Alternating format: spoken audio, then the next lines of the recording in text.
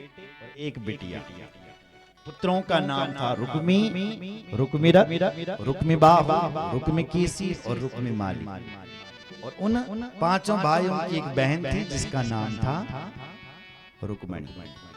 तो पिताजी ने बोली कि तुम्हारी बहन अब जवान हुई, यानी काम करता कि इते जमी ढूंढता गए, लड़का ढूंढते हैं इसके। बोले ठीक है। बोले पिताजी ढूंढो कौन अच्छा लग रहा है आजकल, कौन है तुम्हारी नजर में कोई है? पिताजी ने कहा हाँ मेरी नजर में तो है। कौन है? बोले द्वारकाधीश कृष्ण। आजकल उनका नाम बहुत चल रहा है और हमें लग रहा है कि हमारी बेटी के लिए परफेक्ट है। बिल्कुल सही है। और उन्हें तो कुछ नहीं बोला। जो बड़ू वाल बेटा थे ना बीच में, वो बिगड़ गए। अरे पिताजी उस चोर से, उस रणछोड़ से हम अपनी बहन का विवाह करेंगे? कभी नहीं करनी, मैं नहीं करने वाला अपनी बहन का विवाह उससे। भीष्मक जी ने अरे नहीं करना है तो मत कर, मैं तो सुझाव दे रहा हूँ, कम से कम गाली तो मत दे लोगों को, क्यों मुंह बिगाड़ रहा है? ठीक है, अब जहां भी बहन जी का रिश्ता करेगा वहां तू करेगा, जा तू ही करेगा, तेरा बाप चुप बैठ गया। ठीक है तैन बुलाओ केवल, पिताजी आप घर पे बैठो, तुम्हारी बस की नहीं कुछ, मैं लाऊंगा, तुम बैठो। बेटा उठ करके गया और सुबह वापस वो पिताजी के बोले पिताजी बारात होने लगी। बारात, अरे क्या कहा? बोले बारात होने लगी। बारात जैसी काम लगेगा सुबह, कल सुबह बारात आ जाएगी। अरे बेटा तू इतनी जल्दी रिश्ता कहाँ पक्का करके आए, जल्दी अपने बाप को तो बता। बोले पिताजी मेरे रिश्ते ऐसे वैसे नहीं होते हैं, सिंधु नरेश दमघोष पुत्र शिशुपाल के साथ में अपनी बहन का रिश्ता पक्का करके आया। ठीक है बेटा तेरी इच्छा। महाराज रुक्मणी ने जब सुना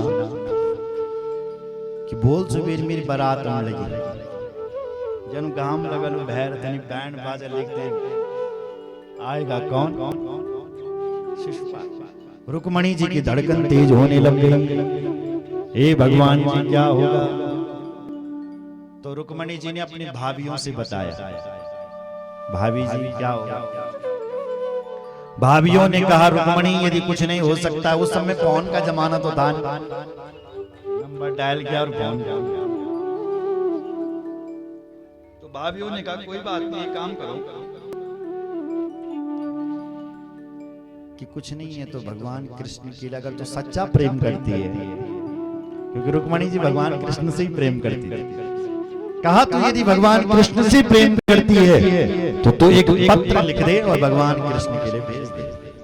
रुक्मणी जी ने 7 श्लोकों में पत्र लिखा और एक ब्राह्मण देवता को बुलाया, उनका नाम था सुखदेव। और ब्राह्मण देवता से कहा कि ब्राह्मण देवता जाओ, ये पत्र ही नहीं मेरे प्राण हैं, और ये लेकर के तुम द्वारकाधीश श्री कृष्ण के पास जाओ। ब्राह्मण देवता चलने लगे महाराज, उस पत्र को लेकर के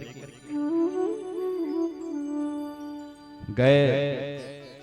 भगवान द्वारकाधीश के तो सभी के लिए दरवाजे खाली रहते, खुले रहते हैं।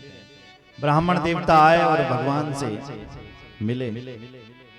भगवान ने उनका स्वागत किया, आचमन करवाया और उसके बाद कहा ब्राह्मण देवता कैसे आए? भगवान ब्राह्मण देवता ने कहा सरकार ये तुम्हारा पत्र है और पत्र पढ़ करके आप सब समझ जाओगे। भगवान ने कहा क्या लिखा ब्राह्मण देवता इस पत्र में? बोले महाराज ये आपका प्राइवेट पत्र है, ये तुम ही खोलो और तुम ही पढ़ो। भगवान कहते हैं ब्राह्मण देवता आज तक मैंने अपने ब्राह्मणों से कभी कुछ नहीं छिपाया, इस पत्र में जो भी लिखा है तुम मुझे सुनाओ। तब ब्राह्मण देवता ने पत्र पढ़ा और रुक्मणी जी पत्र पर लिख रही है। क्या लिख रही है सुनो जरा। श्रुत्वा गुणान् भुवन सुंदर सन्वतांति निर्विश्य कर्ण विहरे हरतोंग तापम् रूपं दिशां दृश्यमते किलार्थलाभं त्वय्यच्युतादिशति चित्रमपत्रपम्। रुक्मणी जी ने 2 संबोधन लिखे हैं भगवान कृष्ण के लिए। पहला लिखा है हे अच्युत और हे त्रिभुवन सुंदर। हेडलाइन, हे अच्युत और हे त्रिभुवन सुंदर। आप त्रिभुवन सुंदर हैं ऐसा मैंने सुना है, देखा नहीं है तुम्हें कभी कि तुम कैसे हो। देखो भाई, दो चीज से प्रेम होता है, एक तो सुनने से, किसी के बारे में तुमने सुन लिया कि बहुत प्रतापी हैं, बहुत अच्छे हैं, तब प्रेम हो जाता है, और या आपने किसी का रूप माधुर्य देखा, दो चीजों से प्रेम होता है। तो रुक्मणी जी कहती मैंने तुम्हें देखा कभी नहीं, तुम्हारे बारे में सुना है, और सुन सुन करके प्रभु यहाँ एक चिन्ह बन गया है, प्रेम हो गया तुमसे। इसलिए मैं कहती हूँ कि मैं तुमसे बहुत प्रेम कर रही हूँ, आप आइए और मुझे यहाँ से ले जाइए। क्यों के लिए? बोले दुर्भाग्य से कल सुबह ही मेरी बारात आ रही, और कहीं ऐसा ना हो प्रभु कि किसी शेर के भाग को कोई गीदड़ उठा करके ले जाए। इसलिए मैं तुमसे प्रार्थना करना चाहती हूँ कि आप अपनी वीरता का शुक्र दे करके मुझे यहाँ से उठा करके ले जाइए, जब तक वो बारात लेकर के आता है। भगवान ने कहा भाई देख, तेरे को ले जाने के लिए तेरे भाई भी तो हैं, तेरे भाइयों को क्या मार अब तुझे उठा करके ले जाओ, तेरे भाइयों से झगड़ा करो, तेरे भाई तो नहीं चाहते। रुक्मणी ने कहा गलत बात मत कहो, मेरे भाइयों को भी नहीं मारना तुम्हें, फिर कैसे लाऊंगा भाई तेरे घर से तुझे उठा के? बोले इसका एक उपाय है। क्या उपाय है? बोले उपाय ये है अंतःपुराण तरिचमी मनिहत्य बंधो स्वामद वहे कथमिति प्रियुतां उपाय पूर्वे दुरस्ति महती कुल देविया यस्या हिरणवधू गिरिजा। देखो प्रभु, हमारे कुल की परंपरा है कि जिस कन्या का विवाह होता है वो विवाह से पहले गिरिजा मंदिर में जाती है। काहे के लिए? बोले पूजन करने के लिए। हमारे कुल में परंपरा है कि जिस कन्या का विवाह होता है वो उससे पहले गिरिजा मंदिर में पूजा करने के लिए जाती है। ठाकुर जी तुम वहीं आना और मैं भी वहीं आऊंगा, और वहीं से मुझे ले जाना। भगवान ने इतना कह करके ब्राह्मण देवता ने पत्र पढ़ा। रुक्मणी जी ने लिखा अगर तुम नहीं आए तो मैं भले ही मर जाऊं पर मैं विवाह नहीं करूंगी। मैं 7 जन्म अभिश्याम में 100 जन्म लेने के लिए तैयार हूं। विवाह करूंगी तो आपसे ही करूंगी, ऐसा कहा। इतना कह करके ब्राह्मण देवता ने पत्र को बंद कर दिया। भगवान बोले देखो ब्राह्मण देवता, जनहाल रुक्मणी का ना तन मेरे बिच होया। ठाकुर जी तुम्हारे कैसे? बोले मैंने भी रुक्मणी जी की महिमा इतनी सुनी है कि मेरे दिल में भी रुक्मणी जी के लिए जगह बन गई है। और ब्राह्मण देवता सच बोलूं तो कभी कभी तो नींद ही नहीं आती है रात में। तथा हम अपि तच्चित्तो निद्रां च लभेन वेदाहं रुक्मणां द्वेषां ममोदबाहो निवारिता। तथा हम अपि तच्चित्तो निद्रां च लभेन। ऋषि कहते हैं रात कभी कभी तो रात भर नींद नहीं आती, रुक्मणी जी के ख्याल में खोया रहता हूं मैं। इसलिए हे ब्राह्मण देवता मेरे भी वही हाल है। पर अब जब रुक्मणी का संदेश मिल गया है तो अब रुकने की आवश्यकता नहीं है। तुरंत भगवान ने 4 घोड़े छांटे अपने घोड़ों में से। सुग्रीव, मेघपुष्प, बला और सैव्य, ये उच्च श्रवा घोड़े, उनको अपने रथ पर नियुक्त किया। ब्राह्मण देवता को रथ पर बिठाया और अपने आप सारथी बन गया और घोड़े को दौड़ाया और रातों रात निकल गया। दाऊ भैया ने देखा कृष्ण कहाँ जा रहे हैं, यहाँ सूर्यास्त हो रहा, रात पड़ने वाली, और कृष्ण कहाँ जा रहे हैं? आवाज लगाए द्वारिकाधीश कहाँ जा रहा है? तब तक तो भगवान कृष्ण का रथ कहाँ चले गए। दाऊ जी ने सेवकों से पूछा भाई रात हो रही है, भगवान कृष्ण कहाँ जा रहे हैं? लोगों ने कहा द्वारिका में, बोले हमें नहीं पता, हमें केवल इतना पता है कि कुंडनपुर से एक पंडित जी आए थे, उन्होंने एक पत्र लाया था, न जाने उसमें क्या लिखा था, उसको पढ़ के ही सीधे जा रहे हैं।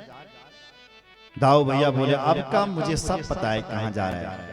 मैं समझ गया भीष्मक जी की बेटी का कल सुबह विवाह है, कृष्ण तो अकेला जा रहा है, मुझे पूरी नारायणी सेना लेकर के जाना चाहिए, क्योंकि वहां शिशुपाल बारात है, दूल्हा बनना, कृष्ण भी जा रहा है, इसलिए मुझे पूरी तैयारी के साथ जाना पड़ेगा।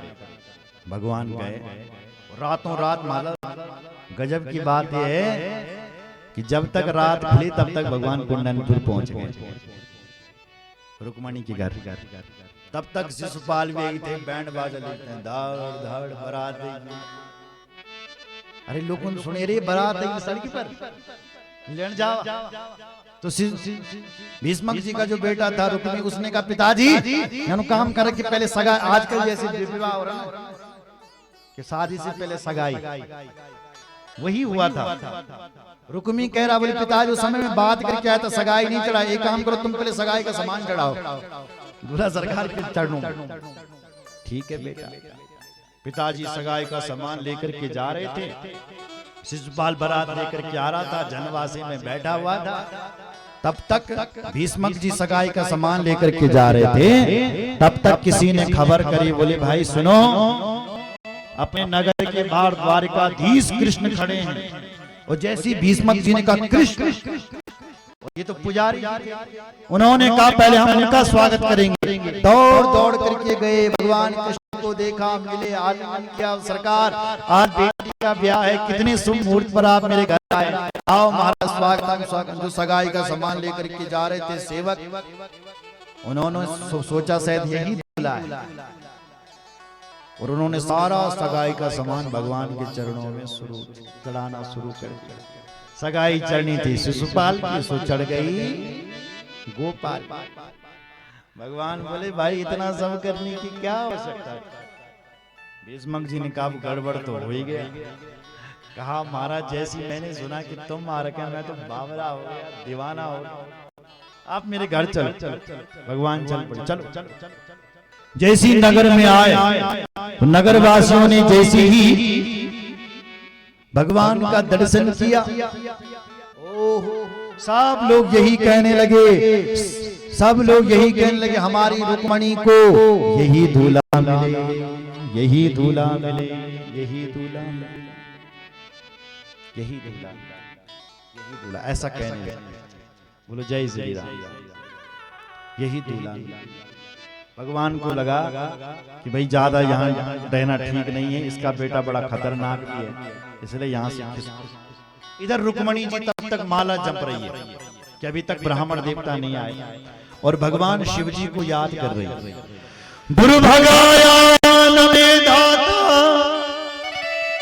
नानुकूलो महेश्वर देवी वामुखा गौरी रुद्राणी गिरिजा। हे दुर्गा मैया, हे चंडिका मैया, हे भोलेनाथ, जितने भी मैंने तुम्हारे सोमवार के व्रत किए हैं, आज मुझे उन व्रतों का फल दे दो, क्योंकि अभी तक मेरी बारात भी आ गई और भगवान कृष्ण दिखाई नहीं दे, न ब्राह्मण दे, क्या हो। इतने में रुक्मणी जी का बायां आंख फड़कने लग गया। वाम उरुर भुजो नेत्रम अस्फुरम प्रियवासिनी। माताओं का यदि वाम अंग या बाईं आंख फड़के तो समझ लेना कि आज कोई सुख संगीत मिलने वाला है, ऐसा यहाँ लिखा हुआ। तो रुक्मणी जी की बाईं आंख फड़कने लग गई, समझ गई कुछ। तब तक पंडित जी भी दिख गए। पंडित जी से कहा पंडित जी क्या समाचार लाए? बोले समाचार कुछ नहीं बेटी। अरे तुम क्या कर? बोले तुम चिंता मत करो, जिसके लिए पत्र भेजा था वो उसी के साथ आया, वो तुम्हारे इंतजार में मंदिर में जाओ। तुरंत भगवती रुक्मिणी ने 16 श्रृंगार किए और चल पड़ी मंदिर की ओर। महाराज तब तक किसी ने सूचना पहुंचा दी शिशुपाल सरकार आप यहाँ जनवासी में सो रखे और वहां लोग द्वारकाधीश कृष्ण को ही दूल्हा समझ रहे हो, सगाई का सामान वहां चढ़ा रहे। जैसे ही उसने सुना कि कृष्ण ये कहां से आया, लाल पीला हो गया, छोड़ेंगे नहीं उसको। बाराती जितने थे तो उन्होंने कहा, बोले शिशुपाल जी हम कोई बारात के लड्डू खाने नहीं आए, हम दे हथियार लेकर के आए साथ में, बोल क्या करना है। बोलो जय श्री राम। बोले जाओ और रुक्मणी की रखवाली करो। जितने भी उसके मेहमान थे सब खड़े हो गए, कहाँ है रुक्मणी, पता कर कि रुक्मणी जी गिरिजा मंदिर में जा रहे हैं। भगवान कृष्ण भाई रुक्मणी जी गई मंदिर में और वहां पर भगवान की स्तुति गाने लग गई। नमस्ते अंबिके भीक्षणम स्वसंतान युताम शिवा भूयां पत्र में भगवा कृष्णस्तदनुमो।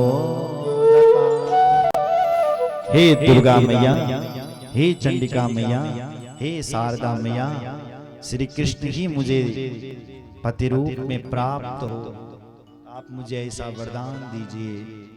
ऐसा मांग रही थी मां से वरदान। मूर्ति मुस्कुरा गई और सहज मूर्ति कह रही है, मनु जाहि राज हो मिलहि सोवर सहज सुंदर सावरो। मनु जाहि राज हो मिलहि सोवर सहज सुंदर रावरो। करुणा निधान सुजान शील स्नेह जानत रावरो।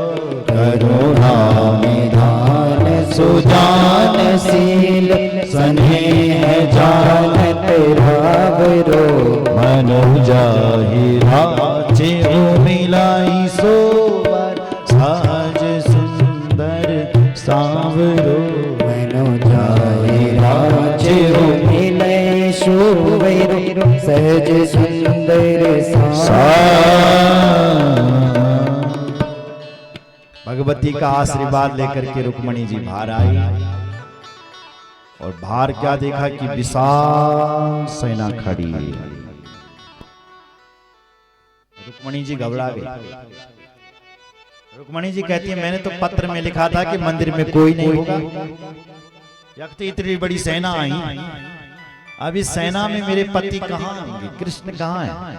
तो रुक्मणी जी जैसी बाहर निकली तो हर चेहरे को ध्यान से देख रही कि ये हैं क्या कृष्ण, ये हैं। भगवान उसी भीड़ में खड़े थे। रुक्मणी हर चेहरे को ध्यान से देख रही कि कृष्ण कौन है, और जिस पर रुक्मणी की नजर चले जाती वही कहता हो हमने कोई कम सुंदर नहीं लग रहा है, हमें देख रही है। बोलो जय श्री राम। रुक्मणी देख रही है भगवान कृष्ण और सेवक सोच रहे हैं कि हमें देख रही है। और रुक्मणी जी हर चेहरे को ध्यान से, और सेवक सब वर्णन, अरे भाई रुक्मणी को देखो। एक कह रहा बाल नहीं देख रहा क्या गजब के है, दूसरे ने कहा बाल देख रहा, गले का हार नहीं देख रहा क्या गजब, एक ने कहा हार देख रहा, साड़ी नहीं देख रहा क्या गजब। ऐसी मोहिनी माया भगवान ने डाल वर्णन करते जा रहे और कह रहे हैं साड़ी देखो, बाल देखो क्या गजब के हैं, क्या गजब के, ऐसा वर्णन करते जा रहे हैं। इतने में रुक्मणी देखे भगवान पर दृष्टि गई। भगवान ने हाथ हिलाया, हमें है। और जैसे ही रुक्मणी को भगवान ने हाथ हिलाया, रुक्मणी जी को हंसी आ गई। और जो रुक्मणी जी की हंसी को सेवकों ने देखा तो सेवकों के बुरे हाल हो गए। भगवान सामने भी आ, रुक्मणी का हाथ भी पकड़े, एक कहता जोड़ी देखो कितनी गजब की है। और भगवान ने रुक्मणी जी को रथ पर भी बिठा ले, एक कहता रथ देखो क्या गजब का है, दूसरे ने कहा रथ देख रहा, घोड़े नहीं देख रहा क्या गजब का है। भगवान ने घोड़ों को भी हाथ दिया, एक कह रहा है देखो देखो देखो कैसे चल रहे हैं, जैसे उच्चे सरवा जैसे चल रहे हैं। भगवान तो ले गए, ये सेवक ऐसी वर्णन करते जा रहे। एक ने कहा भाई वो तो चले गए, लेकिन आप उन किस लिए आए थे, हम किस लिए आए। सखियों से पूछने लगे कहाँ है रुक्मणी।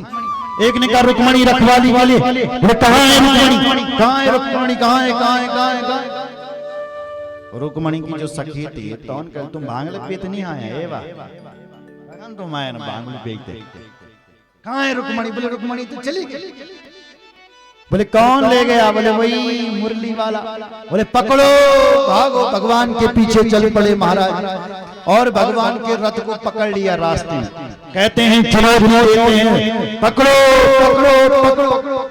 भगवान दौड़ा रहे रथ को, फिर भी नहीं पकड़ में आ रहे। तब चुनौती देते हैं कि हे कृष्ण, यदि तू छठ किया है, यदि तूने अपनी माँ का दूध पिया है, तो रुक जा रुक जा। भगवान से कोई इतना कह पाए? भगवान श्री कृष्ण अपने रथ को मोड़, और जो रथ को मोड़ा, सेवकों ने कहा घेर लो इसके रथ को, अब ये बच ना पावे, मारेंगे इसको। क्योंकि हमें डर लगता है कि इसके बड़े भाई से वो जो हल मूसल वाला है वो बहुत खतरनाक है। हमें डर लगता है तो उससे आज ये बंसी वाला अकेला फंस गया है। पकड़ो इसको। जैसे ही भगवान को घेरा और भगवान को मारने की चेष्टा कर रहे थे, इतने में पीछे से आवाज आई, बोले द्वारिकाधीश भगवान की जय। भगवान ने कहा हमारे जय जयकार कोई बुलाने लगे। पीछे देखा तो पीछे देखा तब तक दाऊ भैया पूरी नारायणी सेना को लेकर के आ रहे। भगवान ने दाऊ भैया को प्रणाम किया। दाऊ भैया प्रणाम। दाऊ जी ने कहा कृष्ण तू तो बहुरानी को लेकर के चल, आशीर्वाद में तेरे घर में ही दूंगा। बहू को लेके चल, पहले घर में हूँ, स्वागत करूँ जरा। जैसे दाऊ जी ने अपना हल मूसल दिखाया, सेवकों ने कहा रे ये कहाँ से आया, भागो। अरे अच्छा फंस गया था बांसुरी वाला, ये हल मूसल वाला पता नहीं इसका बड़ा भाई कहाँ से आ गया। महाराज भाग गए। भगवान कृष्ण दुल्हन को लेकर के चले गए। शिशुपाल के पास जाकर के सेवक कहते हैं शिशुपाल जी तुम्हारी होने वाली धर्म पत्नी भाग गई। किसके साथ? बोले वही आया था काला काला मुरली वाला। बोले हमारे आंखों में धूल झोंक करके माया लगा करके चले गए। शिशुपाल रोने लगे। हमारे कहता है अब मेरे को भाभियां गाली दी और दुल्हन के डोला में खुद बैठ गया। देखो दुल्हन को बिठाना था, दुल्हन के डोले में खुद बैठ गया। कहता ले जाओ मुझे घर। दुल्हन के डोला में बैठ करके बेचारा शिशुपाल घर चले गया। इधर भगवान नारायण अपनी दुल्हन को लेकर के, रुक्मणी को लेकर के द्वारिका में आए और वहां घर घर में दीप चलने लग गया। भगवान का स्वागत